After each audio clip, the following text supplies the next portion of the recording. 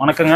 இன்னைக்கு தமிழ் வகுப்புல இலக்கணத்துல பெயரெச்சம் வினையெச்சம் எப்படி கண்டுபிடிக்கிறதுன்னு பார்க்க போறோம். இப்போ கீழே பாத்தீங்கன்னா பெயரெச்சம் வினையெச்சம் ரெண்டும் கலந்து எழுதியிருக்கிறேன். இதுல எது இதெல்லாம் பெயரெச்சம் எது இதெல்லாம் வினையெச்சம் அப்படிங்கிறத பார்ப்போம்.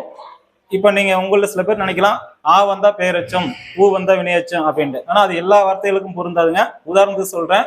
இப்ப எழுத இங்க பாத்தீங்கன்னா ஆள முடிஞ்சிருக்கு. வேணா இது பெயரெச்சம் கிடையாது, வினையெச்சம். இப்ப பாத்தீங்கன்னா பெயரெச்சத்துல படித்த இங்க என்ன வரும்? படித்த மாணவன், படித்த செய்தி அப்படின்னு ஒரு பெயரை கொண்டு முடிந்தால் பெயரெச்சம், வினையை கொண்டு முடிந்தால் வினையெச்சம். ஓகேங்களா? இப்ப இங்க படித்த இங்க என்ன வரும்? ஒரு பெயர் தான் வரும். பெயரை கொண்டு முடிந்தால் பெயரெச்சம். மாணவன், செய்தி அப்படிங்கிறது பெயர். அதுல நடந்ததுக்கு அப்புறம் என்ன வரும்? ஒரு வினை தான் வரும். வினைக்கு வந்தான், போனான். ஓகேவா? அப்ப பெயரெச்சத்துக்கு அப்புறம் ஒரு பெயர் சொல் வரும். அப்படி பெயரெச்சத்துக்கு முன்னாடி ஒரு பெயர் சொல் வந்தா அது பெயரெச்சம். வினையெச்சத்துக்கு அப்புறம் ஒரு வினை வந்தா அது வினையெச்சம். நன்றி, வணக்கம்.